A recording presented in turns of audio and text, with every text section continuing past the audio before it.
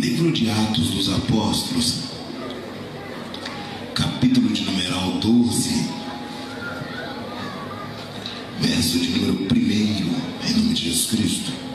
Livro de Atos dos Apóstolos, capítulo 12, verso de número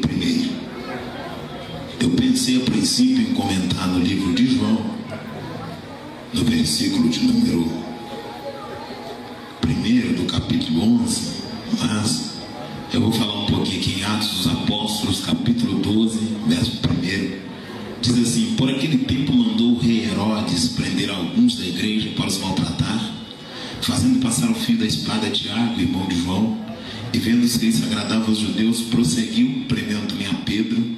E eram os dias dos pães asmos, e tendo feito prender, lançou no cárcere, entregando-o a 4 escoltas de 4 soldados cada uma, para guardarem a ele, tendenciando a apresentá-lo ao povo depois da Páscoa. Pedro, pois, estava guardado no cárcere, mas havia oração incessante a Deus por parte da igreja a favor dele. Quando Herodes estava para apresentá-lo, naquela mesma noite, Pedro dormia entre 2 soldados, acorrentado com 2 cadeias, sentinelas à porta, guardavam o cárcere. Eis, porém, que sobreveio uma luz, iluminou a prisão, e tocou o lado de Pedro, através do anjo do Senhor, e despertou-o. Então, e disse: levanta-te. Então as cadeias caíram da mão, e disse-lhe o anjo: cinge-te e calça a sandália. E assim fez Pedro. E disse mais: põe-te de pé, veste a tua capa e segue-me. Então, saindo, seguiu, não sabendo que era real o que se fazia por meio do anjo. Parecia-lhe antes uma visão. E depois de terem passado pela primeira e pela segunda sentinela, chegaram ao portão de ferro que dava para a cidade, o qual se lhe abriu automaticamente, e saindo, enveredou por uma rua, e logo adiante o anjo do Senhor apartou-se dele. Então Pedro, caindo em si, disse: agora sei que verdadeiramente o Senhor enviou o seu anjo e me livrou da mão de Herodes e de toda a expectativa do povo judaico. Senhor, te louvamos pela tua palavra. Toma o teu assento em nome de Jesus Cristo.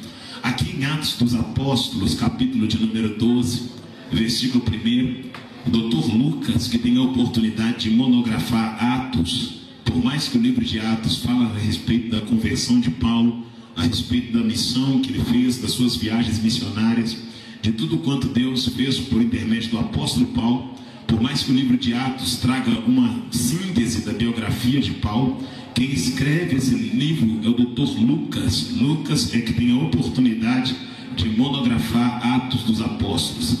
Aqui no capítulo 1, no verso 1 do livro de Atos, nós encontramos um evento um tanto quanto complexo, porque a gente percebe que 2 autoridades estão em conflito.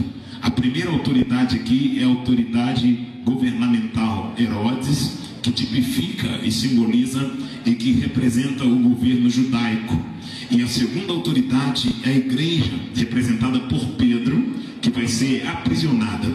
A Bíblia diz que naquele tempo, Herodes, tendo ira contra a irmandade, contra a igreja primitiva, contra a igreja que pregava o genuíno evangelho, Herodes toma uma decisão. Ele manda prender crente, maltratar crente e judiar dos crentes. O versículo 1 do capítulo 12 vai ser bem claro nessa introdução da mensagem. Por aquele tempo mandou o rei Herodes prender alguns da igreja para os maltratar. Herodes falou: prende os crentes e maltrata eles. E os soldados que receberam a ordem de Herodes não tardaram em cumpri-la.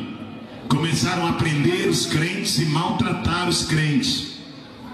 Os crentes naquela época, eles não eram acariciados, eles não eram bibelô, eles não eram idolatrados. Ser crente naquela época era renunciar à própria vontade para viver a vontade de Deus. E uma vez que alguém professava a fé em Jesus, ele era chamado de cristão. E por que eram chamados de cristão? Porque eles pareciam com Cristo e eles tinham um comportamento semelhante ao comportamento de Cristo. E por esse motivo eles são chamados de cristão. E esses cristãos da antiguidade, da igreja primitiva, eles começam a sofrer uma retaliação pelo sistema governamental. Herodes, ele manda prender os crentes e maltratar os crentes. Então, crente antes não cantava hip hop, Crente antes não usava alagador na orelha. Crente antes não andava de sunga na praia, de biquíni no clube. Crente antes era diferente. Crente antes ele pagava um preço. Quem olhava para um crente dizia: esse aí está aqui, mas mora no céu.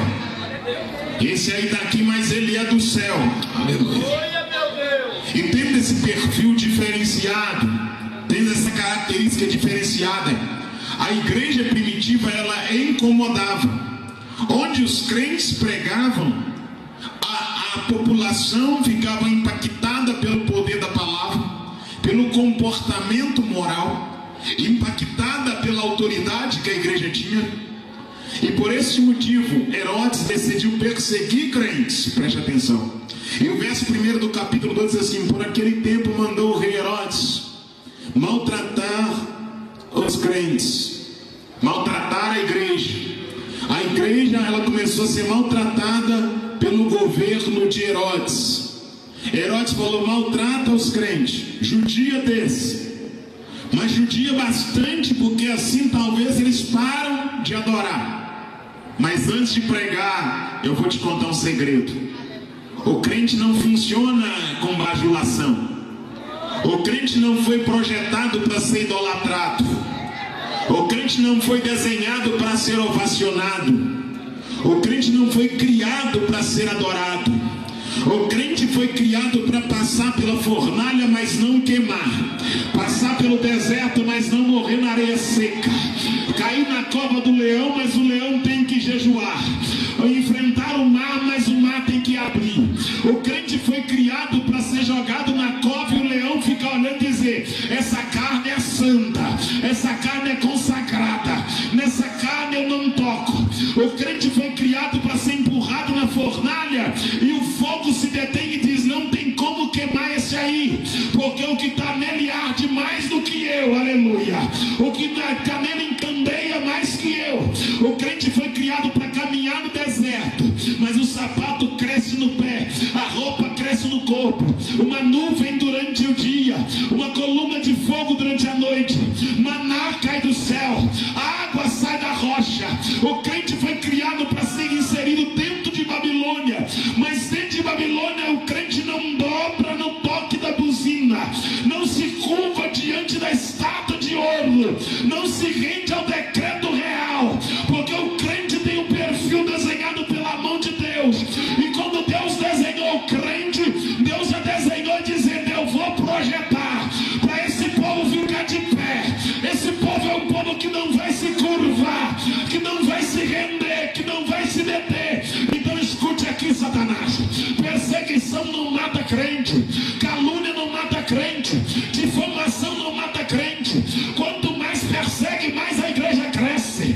Quanto mais se retalha, mais a igreja cresce. Escute o que eu vou dizer aqui nesse congresso essa noite. Talvez tu diz: está faltando gente, tem pouca gente aqui. Deus preparou o cenário. O mundo espiritual está macio, o mundo espiritual está leve, porque Deus não conta com multidão, porque Deus não trabalha com quantidade. Lembra quando Gideão fez um exército?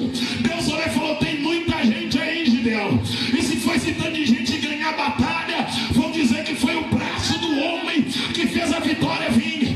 Diminui o número de gente, separa só 300 e você vai para a guerra, porque pela lógica você não venceria. Só que eu não trabalho com lógica. Quem trabalha com fato é homem. Deus trabalha com fé. E eu vou te explicar que Deus não trabalha com fatos, porque se você olhar para a tua vida, os fatos dizem para você desistir. Mas se você olhar para Deus, a fé te diz: prossegue na caminhada. Se você olhar para o teu amanhã, os fatos te dizem: para de pregar, para de cantar, para de adorar. Mas se você olhar para Deus, a fé te diz: avança, prossegue. Pelos fatos, Isaac morreria. Pela fé, o menino desceu com vida. Pelos fatos, Israel pararia e morreria na beira do Mar Vermelho. Pela fé, Moisés deu passo e o mar se abriu. Pelos fatos, a muralha não cairia. Pela fé, Josué e Caleb rodeou e as muralhas caíram. Pelos fatos, a chuva não desceria. Pela fé, o moço de Elias foi 7 vezes na beira do monte e viu uma nuvem do tamanho da mão do homem.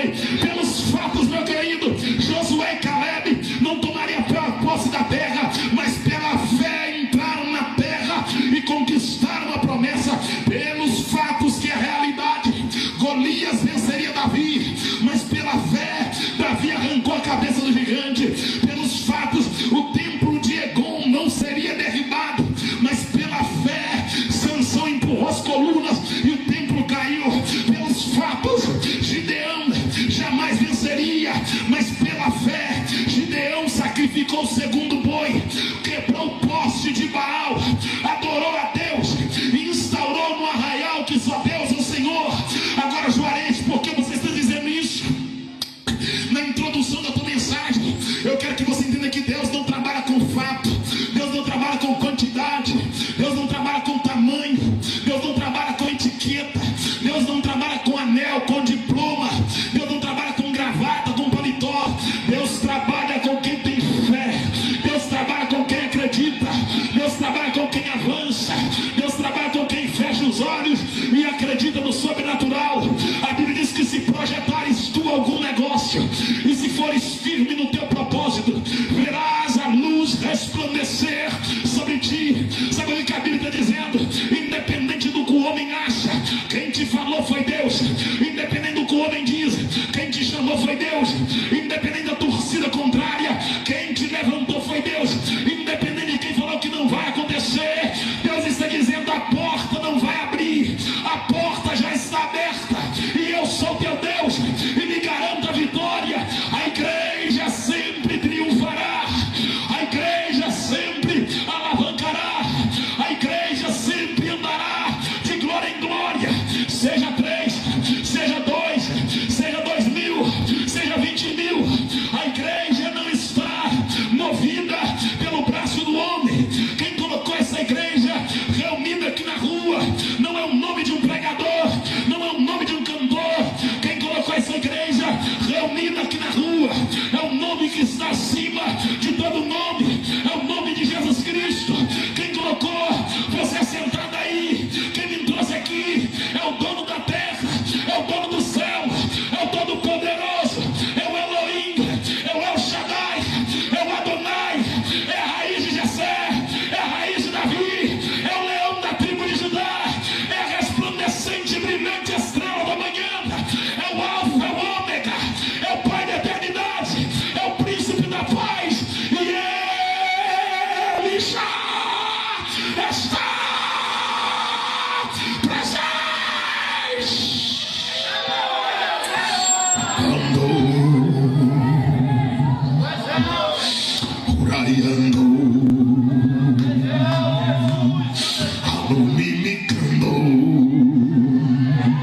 Feche seus olhos, cubra a tua cabeça e vem comigo, por favor. A Bíblia diz que Herodes Antipas mandou perseguir a igreja. A primeira coisa que Herodes fez, mandou maltratar a igreja. Agora, quem é que pode parar ela? Quem é que pode deter ela? Quem é que pode privar ela? Quem é que pode calar a voz dela? Ela é eleita, ela é santa, ela é noiva, ela é imaculada, ela é comprada, ela é lavada, ela é remida, ela anda lentamente, mas ela tem um destino. Parece estar sozinha, mas ela tem um companheiro. Parece que não tem dono, mas o dono dela é santo. Parece ser solitária, mas é protegida, é cercada por um escudo. Tem diante dela um broquel, tem um guarda que não dorme, que não dormitará. Tem um Senhor que vela por ela. Quem é Ele? Ele é quem? Ele é aquele que conta os fios de cabelo da humanidade. Ele é aquele que conta os grãos de areia da praia. Ele é aquele que mede a distância entre os céus e a terra. Quem é Ele? O que Ele faz? Ele é aquele que entra no oceano e não molha a planta do pé. Quem é Ele? E o que Ele faz? Ele é aquele que conta as estrelas no firmamento e chama-as pelo nome. Quem é o noivo dela? O noivo dela é aquele que anda no fogo e o fogo não lhe queima. O noivo dela é aquele que chama a nuvem, faz da nuvem poeira dos pés e assenta no globo terrestre. Quem é o noivo dela? O noivo dela é o dono da vida, é aquele que chama a existência que não existe, é aquele que dá a vida, tira a vida, exalta, bate, humilha, levanta, enriquece, empobrece, abre, fecha, dá, toma, tira. Quem é o noivo dela? O noivo dela é aquele que chamou tudo e todos à existência. Quem é o noivo dela? O noivo dela é o santo, é o Senhor, é o digno de glória, é o digno de adoração, é aquele que encandeia o altar, é aquele que envolve o altar, é aquele que cerca o levita, é aquele que revela para o pregador, é aquele que unge a voz do cantor, é aquele que vai na frente da igreja militando a peleja, é aquele que é chamado de varão de guerra, poderoso na batalha. E essa noite eu estou sentindo a presença dele, a graça dele. E eu não digo isso para te empolgar, porque eu não sou um pregador que prega de acordo com o grito da igreja.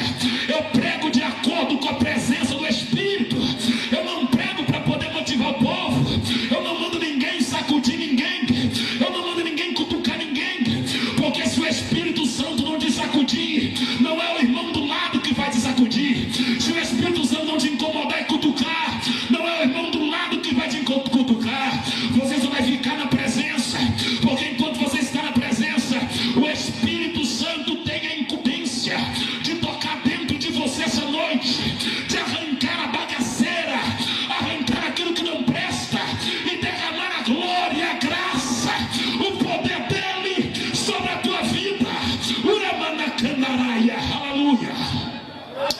Daqui a pouco tu vai ver porque Deus me chamou. Andaia Shel, Urai, Vando, Céu, Uramandanaia, sai. Vem comigo, por favor. Verso de número 1 do capítulo 12 de Atos dos Apóstolos, assim: por aquele tempo mandou o rei Herodes prender alguns da igreja para os maltratar. Herodes é o governo. Herodes falou: prende os crentes. Eles estão pregando aí que Jesus é Deus.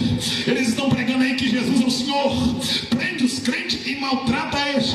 Quando Herodes está prendendo os crentes e está maltratando os crentes, a Bíblia diz no verso de número 2 do capítulo 12 de Atos dos Apóstolos: fazendo passar ao fio da espada a Tiago, irmão de João. Eu vou explicar para você o que aconteceu. Herodes mandou prender os crentes, e quando Herodes prende os crentes, ele manda passar ao fio da espada a Tiago. O que é passar no fio da espada? Olhe para cá que eu vou explicar. Herodes mandou um carrasco afiar a espada, o carrasco amolou a espada. Cantora Poliana mandou Tiago ajoelhar, Tiago ajoelhou, o carrasco colocou a espada no pescoço de Tiago, passou a espada, a cabeça de Tiago ficou na mão do carrasco, o corpo de Tiago tombou, o sangue quente de Tiago derramou no pátio do pretório. O sangue de Tiago começou a entornar quando o carrasco passou a espada no pescoço. Tem gente que acha que quando alguém fala mal dele é luta. Tem gente que acha que quando alguém não cumprimenta é perseguição. Tem gente que acha que quando alguém critica a sandália, o sapato, o vestido, quando alguém não dá oportunidade, é perseguição. Larga a mão de ser pó de arroz, larga a mão de ser casquinha de ovo, larga a mão de ser tacinha de porcelana. Eu vou lhe mostrar o que é evangelho, eu vou lhe mostrar o que é perseguição. Os crentes daquela época não ficavam no Facebook postando foto mordendo a língua. Os crentes daquela época não ficavam no Instagram postando foto pagando de gatinho. Os crentes daquela época não estavam preocupados em gritar gol, eles gritavam era glória, aleluia. Os crentes daquela época não vestiam a camisa de Neymar, eles vestiam a camisa do Cordeiro e dizia: por ele eu morro, por ele eu sofro, a ele a glória, a ele a honra, a ele o louvor.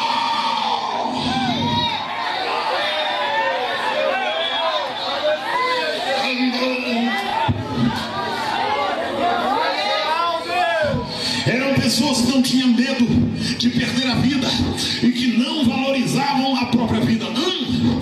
Antes, perder a vida por Cristo era motivo de alegria. Eram crentes que não eram interesseiros, eram crentes que não eram materialistas, eram crentes que não eram avarentos, capitalistas.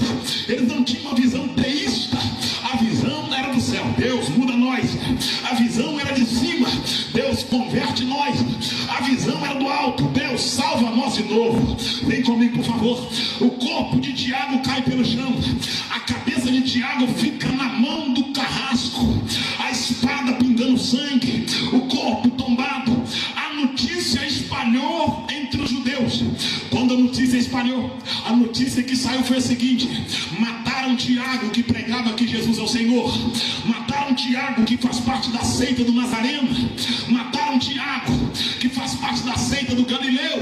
Tiago morreu. Colocaram no Facebook da época, colocaram no Instagram da época, mandaram no Mensagem, mandaram no Zap de todo mundo, colocaram cartaz no meio da cidade. Quando o povão viu a notícia de que Tiago tinha morrido, o povo começou a gritar: Herodes é bom, Herodes é bom. Porque tem gente que gosta quando morre um profeta, tem gente que torce para morrer profeta, tem gente que não quer que quem prega a verdade fique de pé, tem gente que não quer que quem canta a verdade fique de pé, tem gente que não quer que quem chama o pecado pelo nome e diz que pecado é errado permanece. Já percebeu que quem prega a verdade não tem fã-clube? Já percebeu que quem prega a verdade tem pouco admirador? Já percebeu que quando a mensagem de autoajuda, debaixo dos comentários tem vários elogios, tem gente elogiando? Fala que divorciar não é pecado, fala que adulterar não é pecado, fala que Deus vai dar casa, fala que Deus vai dar carro. Você vai estourar na mídia, vai arrebentar, o teu nome vai ficar na alta. Mas se você começar a chamar pecado pelo nome, começar a dizer que Deus é santo, que Deus é Senhor, que igreja não é empresa, que evangelho não é negócio, que evangelho é uma ponte ligando o homem caído ao Deus que está de pé, que evangelho é uma forma de trazer a criatura para a presença do Criador. Eu estou sentindo Deus aqui. Que evangelho é uma forma de fazer o velho ser transformado em novo, o fraco fica forte, o caído se levantar, o imundo fica limpo. E essa é a proposta para essa cidade. A proposta desse congresso é: se você aceita Jesus, você pode não ter casa aqui, mas vai ter casa na glória. Se você aceita Jesus, você pode não receber um carro aqui, mas vai andar de carro de fogo na glória. A proposta é essa. Se você aceita Jesus, você pode ter inimigos na terra, mas vai ter o Espírito Santo como teu amigo, como teu companheiro. Ele vai andar contigo, não vai te abandonar.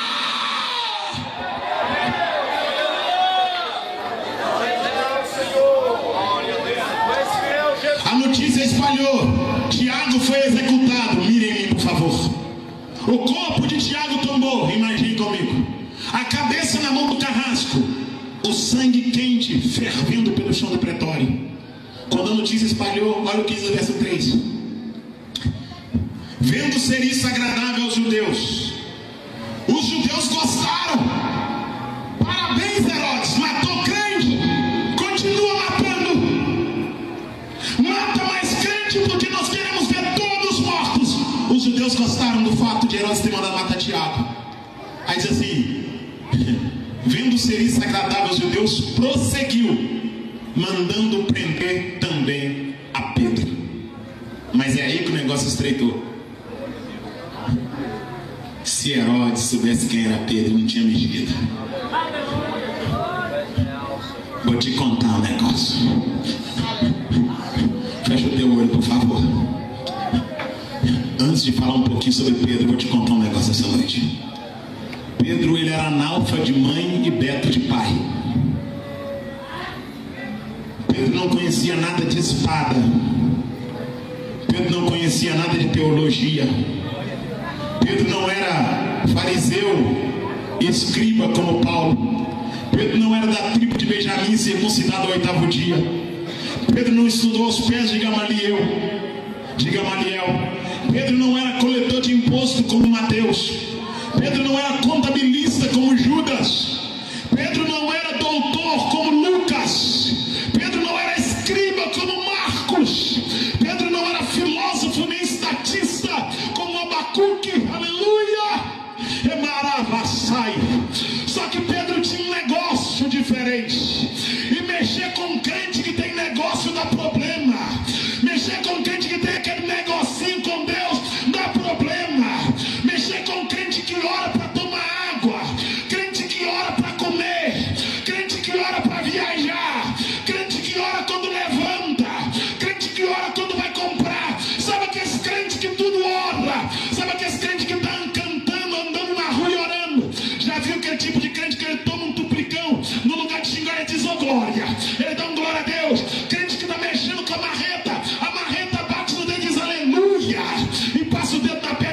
ô glória. Crente que está dirigindo e alguém fecha no trânsito, no lugar dele xingar, ele diz, ô glória, e joga o carro para a direção e continua. Crente que quando está lavando vasilha, ela não sabe cantar, mas ela começa a lavar vasilha, a lágrima rola, e ela começa a cantar assim, é por causa da sua glória, e se é ruim porque não sabe cantar, mas dentro dela tem uma chama ardendo, dentro dela tem um negócio ardendo. Ou então ela começa, vai lá em casa, esquece o hino, mas dentro dela, já viu aquele crente que não sabe cantar, mas quando abre a boca, a lágrima rola na face, calabachúria, eramaná calabachúria, urabada calamandarai, emana calabachúria. Eu estou falando de gente que tem intimidade, gente que tem comunhão, gente que tem vida santa, gente que tem vida separada, não que Tiago não tinha, só que a intimidade de Pedro é diferente, a intimidade de Pedro é outra, e eu quero te convidar a vir comigo, por favor. Meu Deus, aleluia!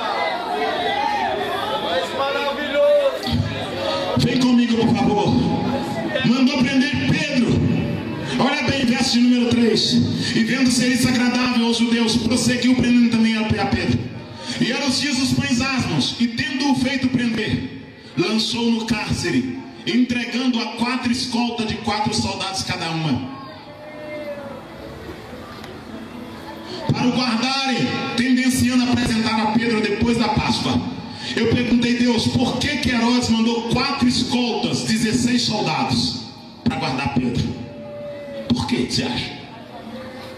Herodes prende Pedro, joga no cárcere, coloca 16 soldados à disposição, 4 escoltas de 4 soldados, 16 soldados. E eu falei, Deus, quem é Pedro? Já vou concluir.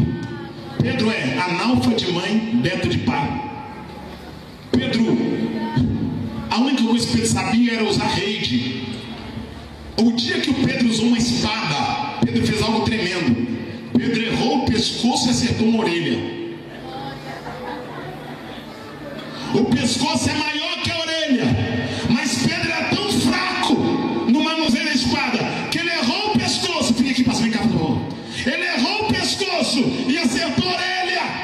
Ou você acha que Pedro queria cortar a orelha? Pedro queria cortar o pescoço. Só que ele não sabia manusear, ele cortou a orelha. Ele era ruim de espada. Pedro não sabia usar a espada. Pedro não sabia ler nem escrever. Pedro não tinha um filactéria largado. Pedro não era doutor como Lucas. Pedro não era formado em bacharel em teologia como Paulo. Pedro não era contabilista, contador como Judas, coletor de imposto como Mateus. Pedro não era escriba como Marcos. E eu falei, Deus, por que Herodes mandou 16 soldados prender Pedro e guardar ele? Aí eles vão como Juarez. Pedro na terra é completamente desqualificado segundo o seu perfil, mas no mundo espiritual, olha quem Pedro era. Feche seus olhos. Pedro não sabia ler, mas Pedro estava com Jesus quando os pães foram multiplicados.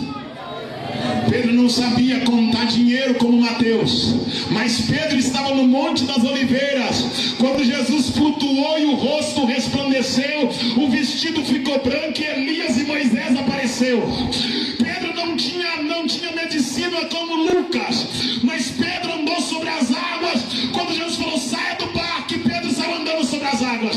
Pedro não era doutor e mestre como Paulo, só que Pedro é aquele que foi lá no túmulo e viu que os lençóis estavam dobrados e que Jesus estava vivo. Pedro não era um homem escriba como Marco, só que Pedro é aquele que teve a oportunidade de ver Jesus transformando água em vinho, dando visão para cego, dando fala para mudo, audição para surdo, fazendo paralítico andar. Pedro estava com Jesus quando Lázaro de Betânia, depois de 4 dias, saiu do túmulo com vida. Pedro estava com Jesus quando Jesus entrou em Naim e ressuscitou o filho daquela viúva. Pedro estava com Jesus quando Jesus falou, entra aqui no quarto, fecha a porta, e Jesus falou com a menina, Tabita Tuner, eu te ordeno, levanta, e a menina levantou. Pedro estava com Jesus quando Jesus mandou levantar 5 pães e 2 peixinhos e sustentou mais de 5.000 homens e mulheres. Sabe o que Deus me disse? Juarez, os diplomas da terra não valem nada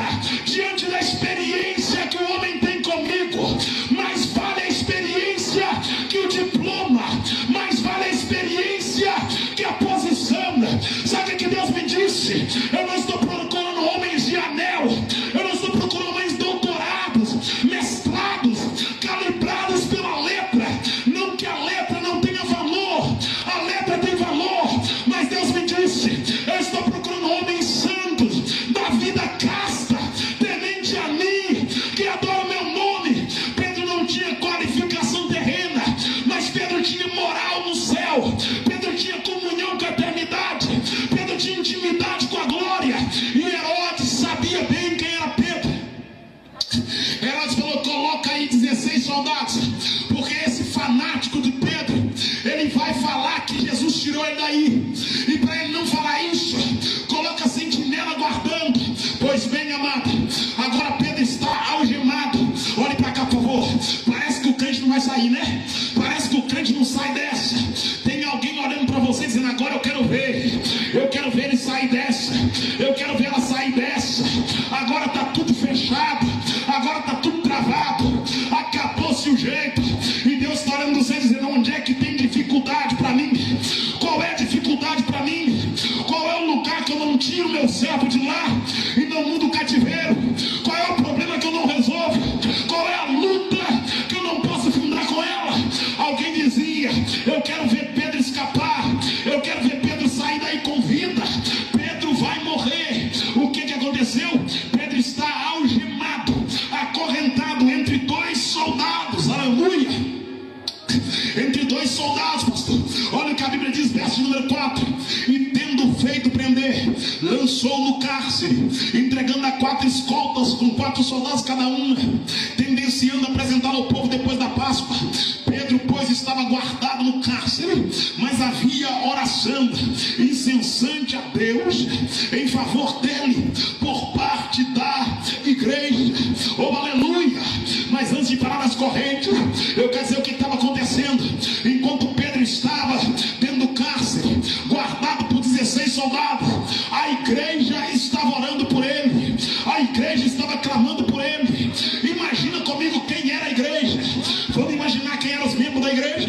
Vamos imaginar quem eram os membros daquela igreja. Eu imagino Lázaro de Betânia congregando naquela igreja. Eu imagino a mulher do fluxo de sangue congregando naquela igreja. Eu imagino a viúva de Naim congregando naquela igreja. Eu imagino um dos 10 leprosos congregando naquela igreja. Eu imagino Malco, que teve a orelha curada, congregando naquela igreja. Agora vamos imaginar a oração daqueles crentes. Eu imagino Lázaro de joelho e dizendo: Deus, eu sou Lázaro de Betânia, irmão de Marta, irmão de Maria.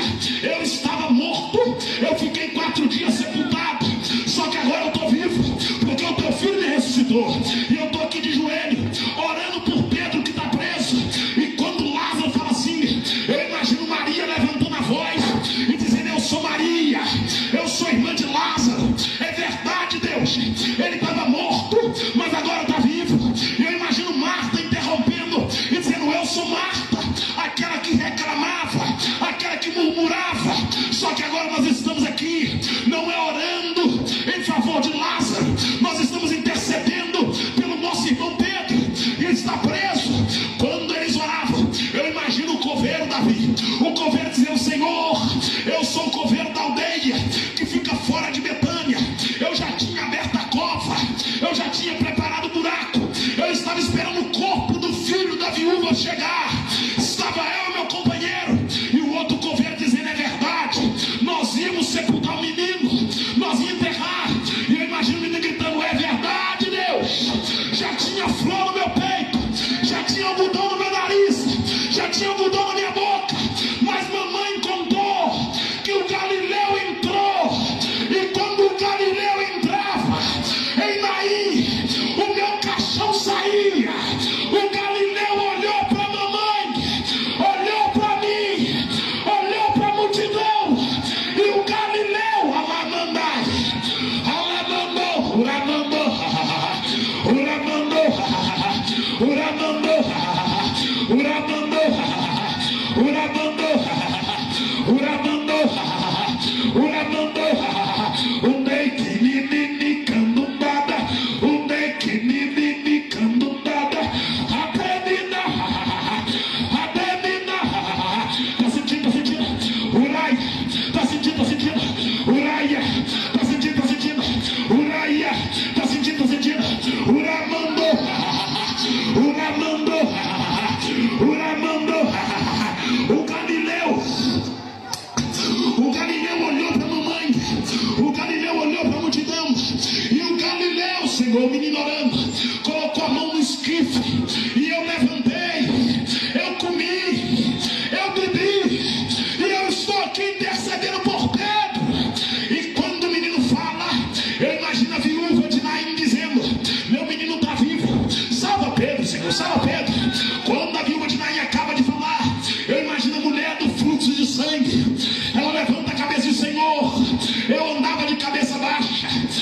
estava excluída, eu não tinha paz.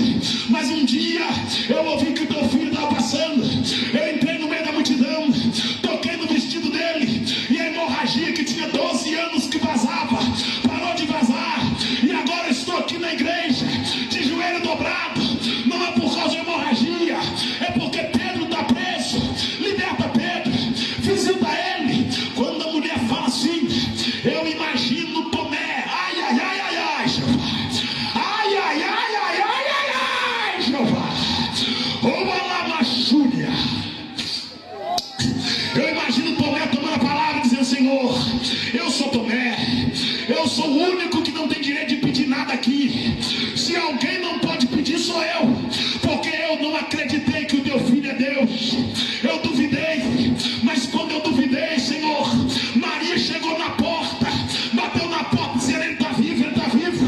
2 discípulos caminham de Emaús, um chamado Cleópatra, e Cleópatra grita: é verdade, eu vi ele no caminho de Emaús, ele entrou lá em casa.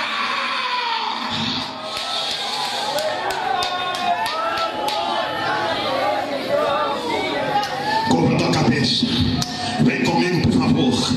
Eu imagino Cleópatra dizendo: eu vi ele no caminho de Emaús, ele entrou lá em casa, é verdade. Aleluia, aleluia. Tomé toma a palavra do Senhor, viu Senhor, viu agora que Cleópatra testificou. Só que eu, Senhor, eu sou Tomé. Eu duvidei o tempo todo da divindade do teu filho. Eu duvidei o tempo todo que o teu filho é Deus. Eu duvidei o tempo todo que o teu filho é Senhor. E quando eu estava aqui, Maria bateu na porta, espancou a porta, dizendo que o teu filho estava vivo. E Pedro voltou dizendo: ele está vivo. Os lençóis estão dobrados e agora Pedro está preso, Senhor. Pedro está na prisão, faz alguma coisa. Mas antes de pedir para o Senhor libertar Pedro, Senhor, eu quero contar o que aconteceu naquela tarde. Era uma tarde de domingo, Senhor. Eu estava aqui dentro da sinagoga e eu disse: eu só creio que ele está vivo se eu ver a mão furada, se eu ver o lado aberto, se eu ver a marca de cravo na cabeça, se eu ver ele em pé na minha frente. Deus, eu estou aqui de joelho intercedendo por Pedro. Está vendo aquela parede ali, Deus? Eu imagino Tomé falando: está vendo aquela parede de 3 metros? O teu filho passou pela parede, vazou a parede, me mostrou a mão furada, me mostrou o pé furado, me mostrou o lado aberto. Assim como o teu filho passou pela parede, ele pode entrar no cárcere e libertar Pedro, porque eu sei que ele é Deus.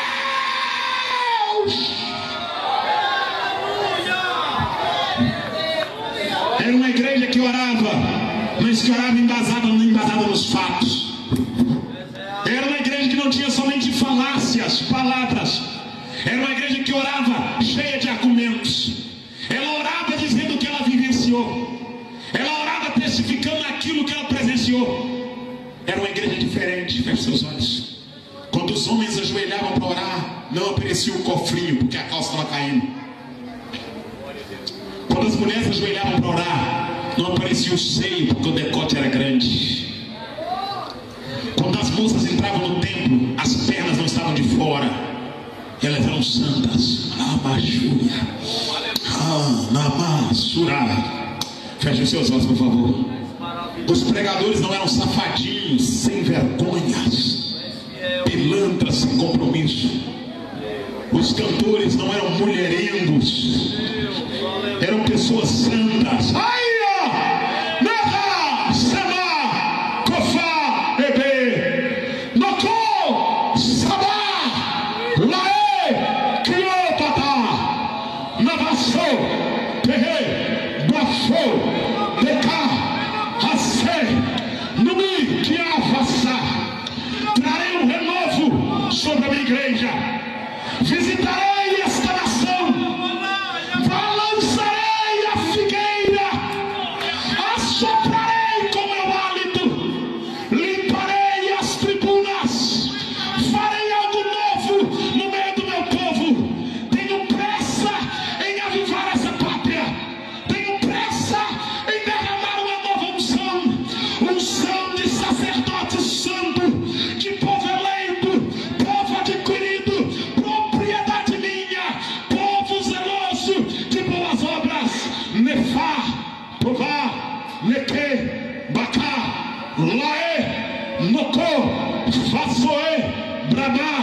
Nokofá, Berrei, Equi, Nanô, Paédica. Começarei pelas vossas casas, até chegar na minha própria casa, porque vos trarei santos das vossas casas para adorar na minha casa, porquanto não permitirei que tenha dentro de vós dois sentimentos, um na minha presença, dentro da minha casa, e outro longe da minha casa, porquanto sois povo meu, tanto aqui como lá, porque eu vos santifiquei para adorar o meu nome e exaltar a minha presença. Olhai, orai, vigiai, é chegado o tempo de um verdadeiro avivamento pairar sobre esta pátria. Eu mesmo levantarei homens valorosos, mulheres tementes, que abrirão a boca e falarão com veemência a respeito da minha santidade e com temor a minha presença. Sobre vós deixo a minha graça, sobre vós deixo a minha paz, a qual vos basta. Assim vos diz o Senhor vosso Deus, neste tempo conhecido por vós como noite, mas que eu escolhi para vos visitar com a minha presença. Vos despeço com a minha paz e vos afirmo a minha promessa, porquanto eu sou e não nego as minhas palavras. Assim vos diz o Senhor vosso Deus nessa noite. Pedro estava encarcerado, Obrigado, Deus. Obrigado. mas a igreja estava orando. A igreja estava unânime orando por Pedro. A oração da igreja é: feche seus olhos, liberta Pedro, liberta Pedro, liberta Pedro, liberta Pedro, liberta Pedro. Feche seus olhos, liberta Pedro. Imagina Maria, Marta, Lázaro, a mulher do fluxo de sangue, o ex-leproso, o homem da mão mirrada, o cego de Jericó, o ex-cego, todos ajoelhados, dizendo: liberta Pedro, liberta Pedro, liberta Pedro, liberta Pedro, salva Pedro, salva Pedro, salva Pedro. Aleluia. É maior, mais forte com a K-40, é mais forte com a ponto .40, é mais forte com a calibre 12, é mais forte que a bomba de Hiroshima, é mais forte, meu amado, que um tanque de guerra. Oh, aleluia. É mais forte que a bomba atômica. Oh, aleluia. É muita força. Você não entendeu a força que o joelho dobrado tem. Você não entendeu a força que uma boca no pó tem. Você não entendeu a força que um clamor na mão. Ei. Se você orar, Deus muda o teu marido. Se você orar, Deus muda a tua casa. Se você orar, Deus muda a tua vida. Se você clamar, Deus entra no teu lar. Ei, você não entendeu. Tem muita força no dobrado do teu joelho. Tem muita força na oração da madrugada. Tem muita força no clamor matutino. Tem muita força naquela oração do meio-dia. Oh, aleluia. Oh, aleluia. É muita força. Aleluia. Eu imagino a igreja orando. Quando a igreja começa a clamar, o céu começa a mover. Fecha o teu olho, por favor. Eu já estou terminando a minha rica oportunidade. É assim que funciona. A oração vai onde você não vai. A oração entra onde você não entra. A oração muda o que você não muda. A oração resolve o que você não resolve. Eu vou falar de uma forma clara para você entender. Deus está dizendo para algumas irmãs aqui: para de discutir com teu marido e só ora por ele. Para de bater boca com teu filho e só ora por ele. Você discutir não vai mudar o teu marido. Você colocar o dedo na cara não vai mudar o teu marido. Você ameaçar que ele vai para o inferno não vai mudar o teu marido. É só orar. É só orar. Essa oração vai fazer mudar as coisas. A oração é que vai mudar a tua casa, a tua vida. Deus está falando com alguém aqui essa noite. Vem comigo, por favor. Aleluia, aleluia. Vem comigo, por favor. Quando Pedro está encarcerado, a igreja está orando com seus olhos fechados. A igreja não estava pedindo uma casa nova. A igreja não estava pedindo uma moto, um avião. A igreja não estava dando um copo d'água da vitória. Aleluia. A igreja não estava dando óleo para ungir casa, ungir carro, ungir chave. Meu Deus do céu, é tanta coisa sendo ungida. Sendo que a Bíblia diz que é para ungir o enfermo. Quando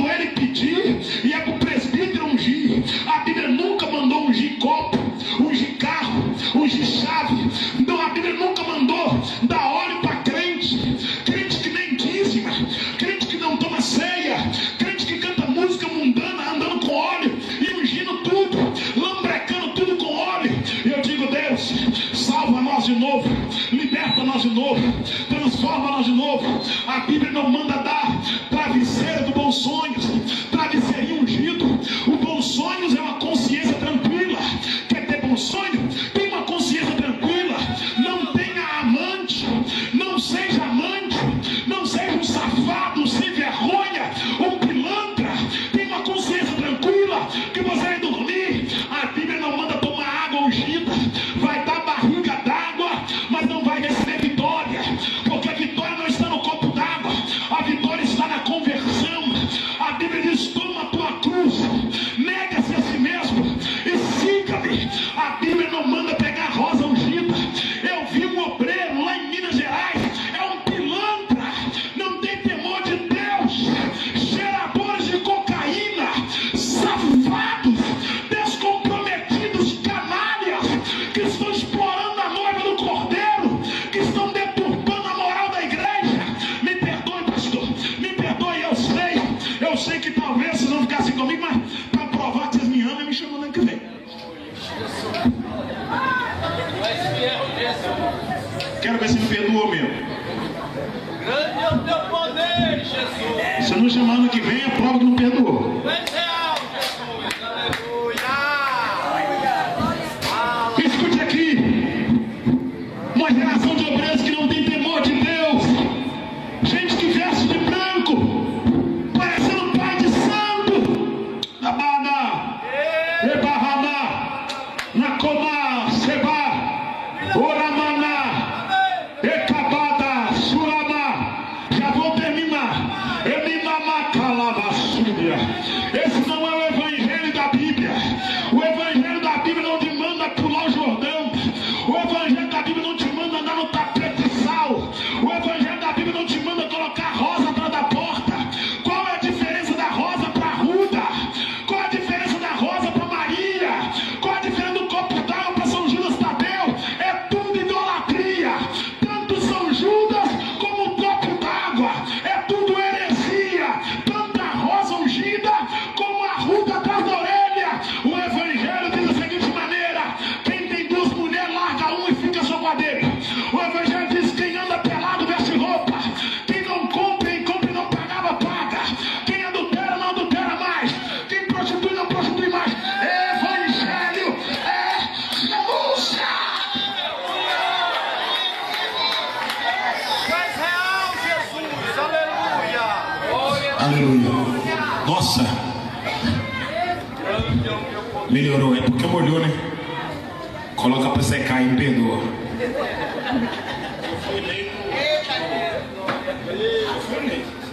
Se eu não fosse, tem que trazer mesmo. Fecha seus olhos que eu vou tua cabeça. Evangelho que a moça dorme com o namorado. Evangelho que o namorado dorme com a namorada. Isso não é evangelho. Você não é crente. Você não é Ebarrava no Cavaçoa. Eria Ava Nico. Chae Nika Boko Ufa. Você não converteu de verdade. Se você está numa treta, você não converteu. Se você está envolvido com um esquema, você não converteu. Esse evangelho é isso que eu ia falar. Obreiros da Minas Gerais, gente lá em Minas Gerais, que amarrou várias vassouras, levou para o monte e consagrou as vassouras.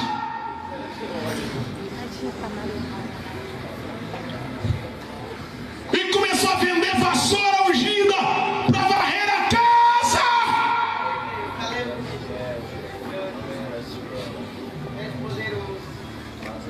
Eu quero ver quando Jesus começar a pegar essa cambada. Eu quero ver quando Jesus pegar essa cambada. Ele vai sacudir como sacode a figueira. Ele vai balançar esse espírito de Balaão. Esse espírito de Balaão.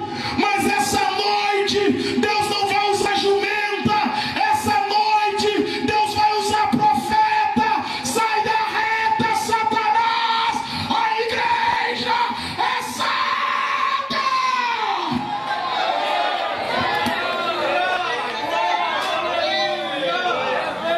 Sincretismo religioso. O que é sincretismo religioso? Na teologia sistemática, sincretismo religioso é quando eu uso um objeto para estimular a fé de alguém. Isso é idolatria. Idolatria. Poluição visual. O que é poluição visual? O que mais tem é calcinha aparecendo na igreja brasileira. Não, fala a Deus, não sei se é. Ah, Deus estampa a fonte. Usa ele.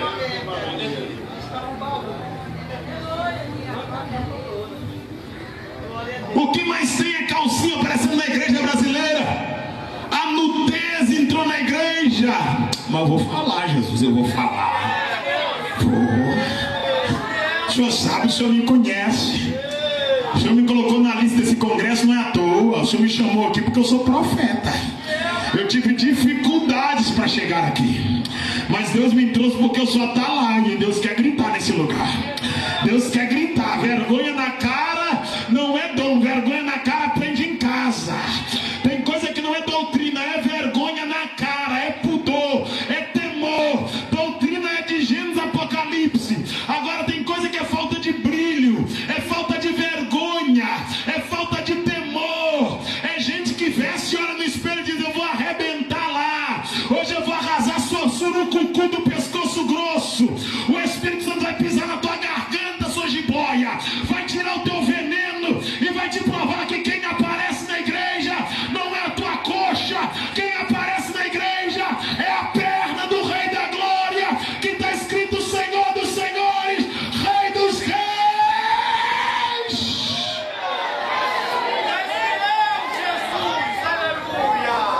Poluição visual, poluição auditiva. Dentro da igreja? Dentro da igreja. Poluição visual. Primeiro, nudez, lascívia, imoralidade. Mulherada casada andando pelada. Cadê os homens da casa para colocar limite nessa mulher?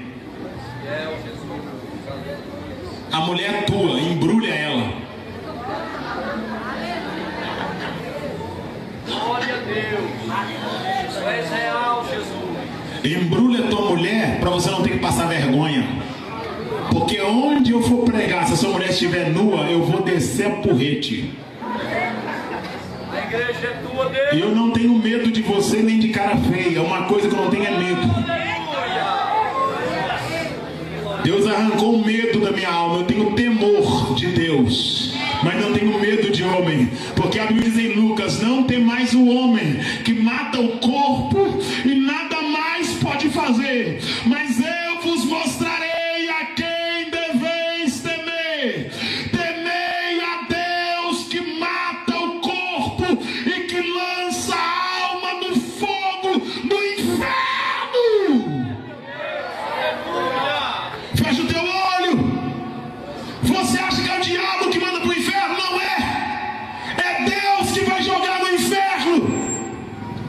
É o próprio Deus que vai jogar os rebeldes no inferno. Deus vai dizer: aparta de mim, vós que praticai a iniquidade. Poluição visual, sensualidade na igreja, nudez. E eu estou falando porque está demais. Não é que alguém veste uma roupa mais ou menos, sabe? Porque mulher tem esse negócio, né? Mulher tem 10 pares de sapato, a bagagem fala assim: não tem nada para calçar. E eu digo: isso é uma mulher ou uma centopeia? Mulher é tudo igual, elas arrumam, tá boa a roupa, você fala assim: tá. Ela fala: então vou trocar.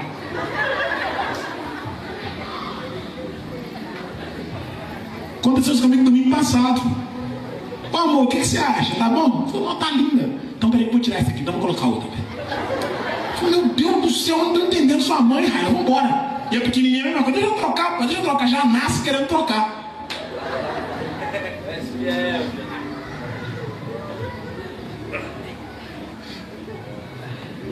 Eu não estou falando da pessoa vestir, não. Você pode colocar a tua melhor roupa para cultuar, mas é a melhor roupa, não é mais curta. Fecha teu olho, você que não é casada. Quando a gente vai na feira comprar, o tomate que está na frente a gente não pega, porque já foi amassado. Quem faz feira sabe o que eu estou dizendo. Geralmente o feirante coloca as batatas que caem no chão por cima. Os tomates que está quase apodrecendo coloca por cima, porque ele quer vender, ele quer sair rápido daquele produto para ficar um novo por baixo. Então aprenda algo. Tudo que está à mostra demais não vale nada.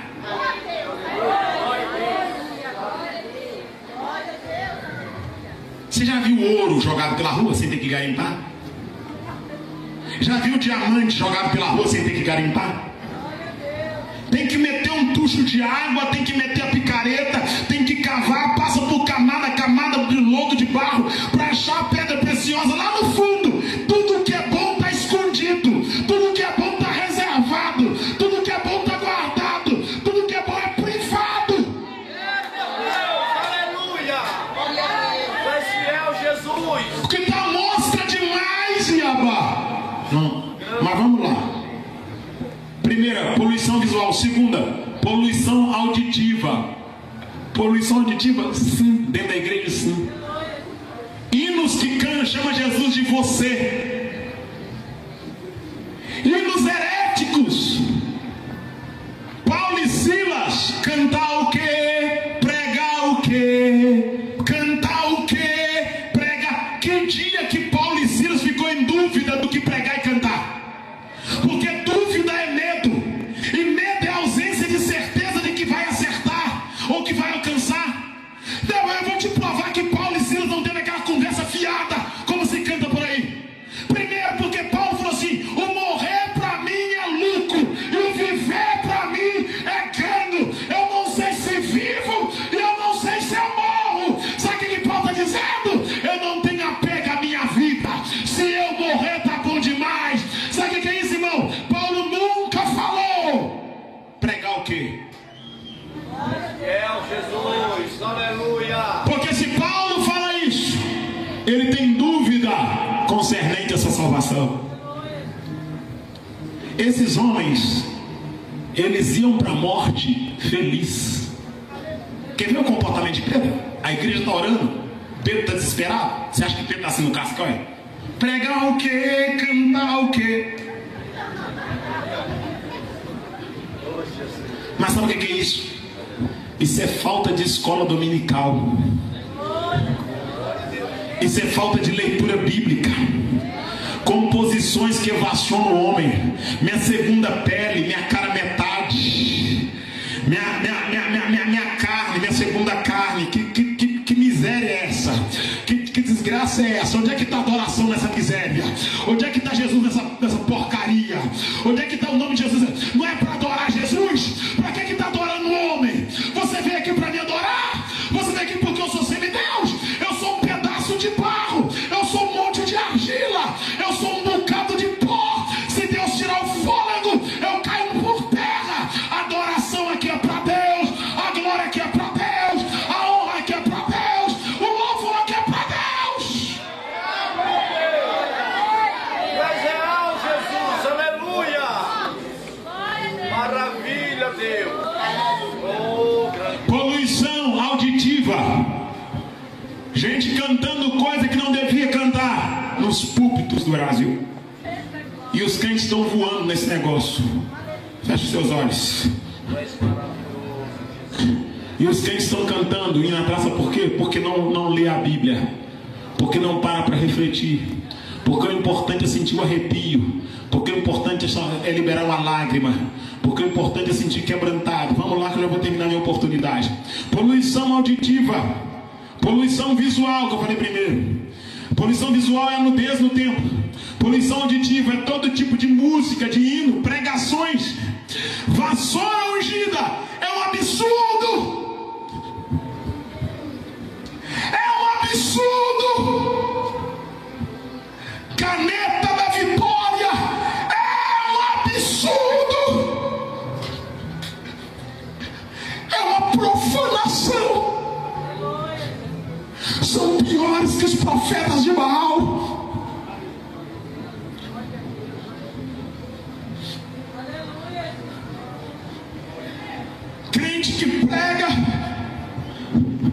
Eu vi um pregador, irmãos. Eu estava lá em Curitiba pregando. Eu vi um pregador falando: a oferta é uma semente, até aí é verdade. E se é semente, ele pegou os envelopes e jogou no chão. Vem buscar sua semente aqui. E o povo que não lê Bíblia saiu catando envelope no chão para ofertar 50 e 100. E já reparou que quando é malandro o povo oferta? Quando é malandro o povo dá. Agora não é dizimista na igreja dele, não é ofertante na igreja dele, mas quando vê um malandro abrindo do lençol, quando vê um malandro levantando oferta, pedindo celular, pedindo relógio, mas Deus vai pegar essa cambada, Deus vai pegar esse povo, Deus vai acertar essa gente. Jesus está voltando, irmão, está chegando a hora. Nós veremos a diferença entre o justo e o ímpio, entre o que serve a Deus e aquele que não serve, em nome de Jesus. Em meio tanto entulho, em meio tanta bagaceira, em meio tanta heresia, eu vou fazer das palavras de Paulo as minhas palavras, deixando para trás todo o embaraço, seguimos para o alvo, que é Jesus de Nazaré. Então deixa o embaraço e avança, meu irmão. Esse embaraço. Oh, grande Deus, aleluia, Jesus. Vamos lá, eu vou terminar já. Eu prometi pra mim que eu ia ficar mais calmo pregando. Eu falei: vou ficar mais calmo. Tá acabando minhas agendas. Ou então quando eu tenho agenda, eles dizem assim: não prega daquele jeito não, prega do outro jeito. Já vou, peraí. Prega daquele jeito. Ah, eu tenho uma boca também. Pega Falando nisso, irmãos, a inversão de valores dentro da igreja. Homens que cantam igual mulher, homens que vestem igual mulher, homens que falam igual mulher, homens todo efeminado que canta no tom de menina, que fala no jeito de menina, que veste no jeito de menina, as calças brilhantes coladas, as sobrancelhas feitas, as unhas feitas. Meu Deus do céu, o que está acontecendo? O que está acontecendo? Essa homarada no salão, essa homarada rodando touca, essa homarada relaxando o cabelo. Cadê os homens que peneiravam areia? Cadê os homens que viravam concreto? Cadê os homens que pegavam cimento nas costas? Cadê os homens que capinavam branqueara? Cadê os homens que furavam buraco com a cavadeira, com a boca de lobo? Cadê os homens que arrancavam pedra com marreta e que usavam picareta? Cadê os homens que peneiravam areia no sol quente e carregavam brita? Esses homens estão em extinção. Agora chegou a era dos homens efeminados, da mão fina, da unha feita, da sobrancelha feita, do cabelo relaxado, da calça apertadinha, do sapato, do tênis rosa, meu Deus, da calça bonina de bolinha, da calça lilás, mas a poder no sangue do Cordeiro. Satanás, eu te repreendo. A igreja é santa, será arrebatada.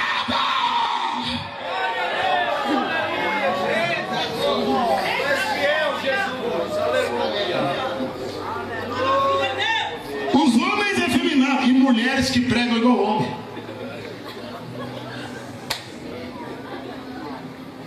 Tá rindo até aqui. Esse tá tão bravo comigo que não conseguiu rir. Ele me deu a toalha ontem, eu enxuguei que eu tava falando: pode levar. Bora levar essa toalha pra você. Falei com minha esposa: amor, sabe aquele que eu fiz raiva nele? Me deu a toalha. Falei: então continua fazendo raiva pra você ganhar mais coisas. Aleluia, Jesus. Mulher que prega com tom de voz igual de homem. Porque Deus vai fazer. Deus vai mover o céu aqui essa noite. Você está sentindo Deus aí? Deus vai operar na sua vida. Eu digo: mas menina é menina e menino é menino. Deus não coloca Fanta na garrafa de Coca e não coloca Coca na garrafa de Fanta. Deus não erra a embalagem. Macho é macho e fêmea é fêmea. Pode pregar, minha filha, mas seja você. Pode pregar, meu filho, mas seja macho. Eu não estou censurando mulher pregar.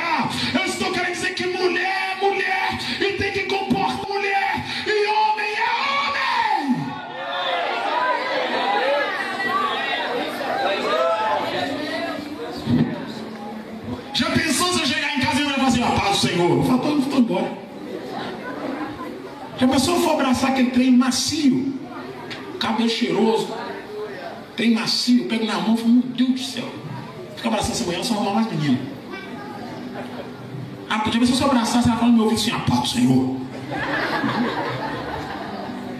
Como é que foi a viagem, varão? Meu Deus do céu. Pega as malas e volta correndo.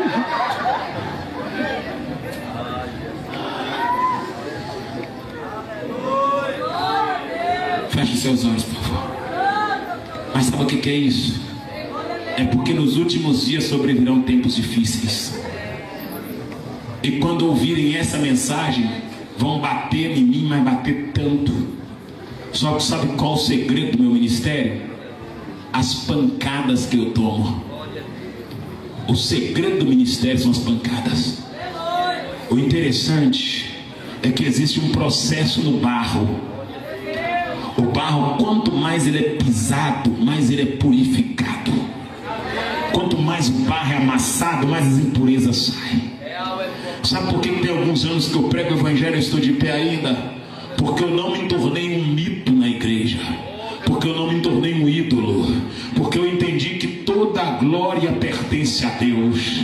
Toda a honra pertence a Deus. Todo louvor e adoração pertence a Deus. Eu entendi que as pessoas podem ter simpatia pela minha pessoa. Podem me admirar e podem me amar e devem me amar e orar para que eu continue de pé. Mas eu entendi que isso não me dá o direito de achar que eu sou melhor que ninguém, maior que ninguém. Eu também preciso da cruz. Eu também quero subir no arrebatamento. Eu também quero ouvir a voz de Deus e morar na glória. Aleluia! Oh, glória, aleluia! Vou terminar minha oportunidade com um pesar muito grande. Já estou terminando minha oportunidade. Olha o que o texto diz. Eu falei sobre poluição visual, poluição auditiva. Falei a respeito de inversão de valores. Foi bom eu ter me lembrado aqui. Homem parecendo menina, menina parecendo menino, e é um negócio estranho. Verso de número 5 diz assim: Pedro, pois, estava guardado no cárcere, mas havia oração incessante a Deus por parte da igreja a favor dele. Quando Herodes estava para apresentá-lo naquela mesma noite, Pedro dormia entre dois soldados acorrentado, com duas cadeias e sentinelas à porta, guardando o cárcere. Pedro estava fazendo o quê? Pedro estava fazendo o quê? Responde mais alto. Pedro estava? Pedro estava acorrentado e estava? Dormindo. Espera aí. Como é que alguém que vai morrer amanhã consegue dormir hoje? Como é que alguém que está predestinado, destinado à morte amanhã, consegue dormir? Ele estava dormindo entre dois soldados, pastor Sérgio. Um soldado de um lado do outro, e Pedro foi lá e enroscou no meio dos dois, colocou a cabeça no pé de um soldado e começou a dormir ali. Escute aqui. Primeira coisa que eu quero que você entenda: para dormir no meio da luta, tem que ter certeza de que amanhã tem a solução do problema. Pedro estava ali, mas ele estava convicto de que o amanhã dele pertence a Deus. Que é uma prova. Nós somos tão fracos que quando a conta de luz vence, nós perdemos o sono. Nós somos tão fracos que quando o boleto do carro vence, nós não conseguimos dormir. Nós somos tão fracos que se amanhã nós temos que fazer alguma coisa importante, a gente já passa a noite toda sem dormir. Agora imagina só, Pedro ia morrer no outro dia e ele consegue dormir. Se fosse você, se você fosse morrer amanhã, não, porque se você fosse morrer, se eu fosse morrer, é uma causa natural. Se alguém fosse te executar, te matar amanhã, você dormiria? Você deitaria na cama e dormiria? Na cama e dormiria? Pedro sabia que ele ia morrer no outro dia. Eu imagino Pedro ouvindo o carrasco rolando a espada, o carrasco passando a espada na lima, e Pedro ouvindo o barulho da espada sendo afiada, e ele dormindo. Eu imagino o soldado falando: Pedro, amanhã você morre. Amanhã já passou a Páscoa e amanhã você morre. amanhã sua cabeça rola igual de Tiago. Eu imagino você falando assim: ele vai morrer igual morreu Estevão apedrejado. Eu imagino outro falando assim: ele vai morrer igual morreu João Batista. Eu imagino outro comentando: ele vai morrer igual nós mandamos matar Jesus e pendurar numa cruz. Eu imagino Pedro deitado entre dois soldados, e antes de dormir Pedro falando: Jesus morreu crucificado. Aleluia, aleluia, aleluia. João Batista morreu decapitado. Aleluia, aleluia, aleluia. Estevão morreu apedrejado. Aleluia, aleluia, aleluia. Tiago morreu decapitado. Aleluia. Eu imagino Pedro dizendo: amanhã eu vou morrer. Feche seus olhos, por favor. Com seus olhos fechados. Sabe por que João Batista morreu? Porque João Batista saiu do interior e veio para a capital e começou a pregar. E encontrou Herodes num carro com a mulher que não era dele. E falou: Herodes, a mulher que está contigo não é tua. A mulher dançou na frente de Herodes. A mãe mandou a mulher pedir a cabeça de João Batista para Herodes. João Batista perdeu a cabeça porque denunciou o pecado de Herodes. Sabe por que Estevão morreu apedrejado? Porque Estevão estava no sinédrio e ele começou a discorrer a sacrossanta escritura, a Torá. E quando ele começou a discorrer a palavra, os homens ficaram irados, porque os homens em pecado não gostam de ouvir a palavra. Arrastaram Estevão apedrejado até a morte. Sabe por que Jesus morreu? Porque ele falou assim: o meu reino não é aqui, o meu reino é de outro mundo. E alguém disse: logo então tu és rei. Alabaxandaraia. Se eu quisesse, Jesus disse: meu pai enviaria uma milícia de anjos que me livraria. Mas o meu reino não é daqui. Mataram Jesus. Sabe por que Tiago morreu? Porque Tiago pregava a verdade. E agora Pedro está na lista. Ele vai ser o próximo a morrer. Só que em meio a toda essa diversidade, Pedro não tem a sua vida por preciosa. Eu te convido para colocar assim de pé. Eu quero terminar com um pesar muito grande. Eu quero terminar com um pesar muito grande, no sentido de que o trabalho está muito bom. Deus abençoe a vida de vocês. Deus abençoe o Ministério Shalom aqui, em nome de Jesus Cristo. Deus abençoe a vida da pastora. Deus abençoe o pastor. Deus abençoe Davi pelo contato. Deus guarde os irmãos. Ore pelos meus filhos. Ore pela Raila, que tem 8 aninhos. Ore pelo Azaf, que tem 5 aninhos. E lembrem da Emanuele, que tem 70 dias de vida. Ore por ela. A Raila eu chamo de filezinho do pai, porque ela é magrinha.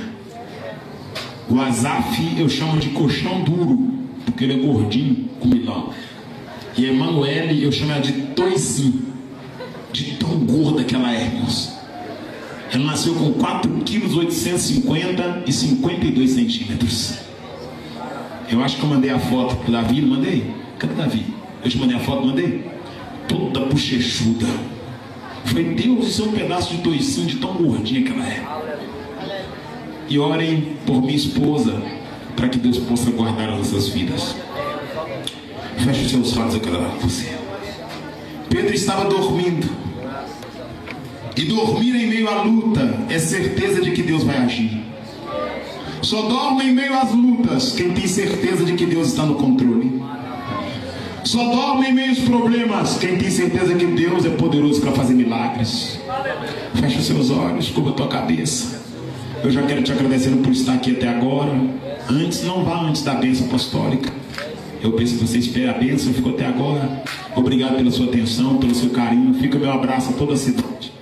Meu abraço às autoridades da cidade. Eu espero que a minha passagem aqui contribua para o crescimento espiritual da cidade e da igreja em nome de Jesus Cristo. Deus abençoe a igreja Shalom. Deus abençoe o congresso Despertar pelo 6º ano em nome de Jesus Cristo. Deus abençoe. É um congresso novo com a unção de um congresso sério. E guardem de vocês que quantidade não é qualidade. Isso não é qualidade. Essa estrutura toda aqui não foi montada para uma quantidade de pessoas, foi para a glória de Deus. Tudo isso aqui é para a glória de Deus. Aleluia. Eu prefiro um crescimento gradativo que aquele crescimento instantâneo. Porque quando algo cresce gradativamente é saudável. Quando algo cresce de uma vez é doença. É doença. Crescimento rápido é sinônimo de inchado. E se está inchado, está doente. Inchaço é doença. Então o crescimento tem que ser gradativo.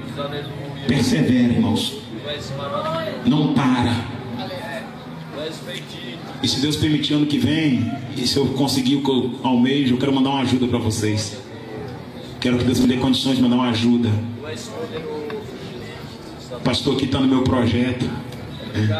Ele sabe disso, está no meu projeto. Eu vi ele e fui lá abraçar ele para lembrar ele que está no meu projeto. Eu estou lá em Minas, mas eu fiz uma aliança com ele. E Deus me dando a graça de cumprir aquilo que ele me falou que eu ia fazer. Se for agora, ele está no meu projeto. Eu quero também abençoar os irmãos. Os irmãos terão notícia se for agora. Se não for agora, vai ser daqui a pouco. Daqui a um bocadinho de tempo. Porque quem prometeu é fiel. Quem prometeu é fiel. Sabe, irmãos, quem prometeu é fiel. Feche os seus olhos e quero orar com você. Senhor, meu Deus, meu Pai, é no nome santo de Jesus Cristo, teu Filho, que eu levanto a minha voz em oração para interceder por este povo que está aqui de pé até agora, ouvindo a tua palavra. Hinos espirituais foram cantados, palavras foram ministradas da tua parte, Senhor da glória. E este povo, Senhor da glória, ficou aqui sedento à beira da fonte, recebendo das águas que emanam do altar do Senhor, ó Pai. Ó Deus, para saciar a sede deles, ó Deus. Ó Senhor, o Senhor que é pão para o faminto, água para o sedento, remédio para o enfermo, abrigo para o desamparado, sombra para quem está no sol da provação. O Senhor, ó Pai, que é refúgio para quem está sendo perseguido. O Senhor que é escudo para quem está em guerra. O Senhor que é leão da tribo de Judá, a bandeira para quem está sem direção. O Senhor que é o guia, que é o aio. O Senhor que é o consolador, o renovador, o restaurador. O Senhor que se faz presente aqui em meio a essa multidão. Eu lhe glorifico pelo sexto, meu Pai, aniversário desse congresso. Eu lhe glorifico pelo fechamento desta rua, pela equipe de som, pela igreja Shalom, meu Pai, que tem no coração o propósito desse projeto. Eu lhe glorifico pelos vizinhos, meu Pai, que até agora ouviram a palavra e não manifestaram o contrário. Eu lhe glorifico por esta cidade, Senhor da glória, que liberou o alvará. Meu Deus, pelas autoridades da terra, meu Pai, que auxiliaram esse trabalho. Eu lhe glorifico pelo corpo de obreiro, por cada cooperador, por cada irmão que carregou uma cadeira, carregou um banco, e se confio, carregou uma bandeira, carregou uma água. Ó Deus, no Senhor tem galardão, tem resposta, tem vitória. Eu lhe glorifico pelos irmãos que buscaram, os cantores, que me buscou, que levou, que vai levar, que vai fazer a comida, que trabalha, que faz, que entra, que sai. Ó Deus, no Senhor é uma recompensa. Eu lhe glorifico, Pai, porque o Senhor não paga somente com dinheiro. O Senhor paga com saúde, o Senhor paga com paz, o Senhor paga com libertação, o Senhor paga com felicidade. O Senhor não dá somente prata e ouro, o Senhor dá longevidade de dia, o Senhor dá livramento, dá escape. O Senhor guarda, prospera, fortalece, sustenta. Ó Deus, eu lhe glorifico pelo pastor que veio da Bahia. Guarda o teu servo, o ministério do teu filho, Alabracavacérica. Ó Deus, eu lhe exalto, eu lhe bendigo, eu lhe enalteço, eu engrandeço o teu nome. Eu lhe dou a glória, eu lhe dou a honra, eu lhe dou louvor, adoração, domínio. Eu engrandeço o teu nome pela vida do teu servo, pela casa do teu filho, pela família do teu filho, pelo ministério. E lhe peço ajuda o teu servo, prospera o teu filho, abra uma grande porta financeira para esse homem. Alabracavacérica. O Senhor é o dono do ouro, o Senhor é o dono da prata. Alabracácia. Nas tuas mãos estão todas as coisas. Ó Deus, surpreenda esse homem com milagre quando ele regressar para sua terra. O Mandarabachai, que ele possa ter uma resposta, um sinal. Alabracavacérica. Ó Deus, eu lhe glorifico pela chave que será entregue nas mãos dele. Alabracácia. Eu lhe glorifico pelo documento. Alabracavacérica. Eu lhe exalto porque o Senhor é o avalista, o Senhor é o fiador, é o Senhor que aprova a ficha. Alabracavacérica. O Senhor é quem realiza sonhos, projeto e desejo do coração. Eu lhe exalto, Senhor da glória, porque eu vejo um anjo indo no banco Itaú agora.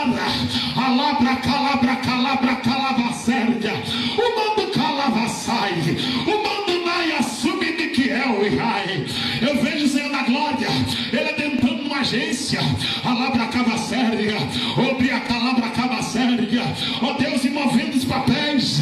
Mas eu vejo também, Senhor da glória, um homem chamado Roberto, alabracabacériga, numa agência do BBB, do Banco do Brasil, alabracabacériga.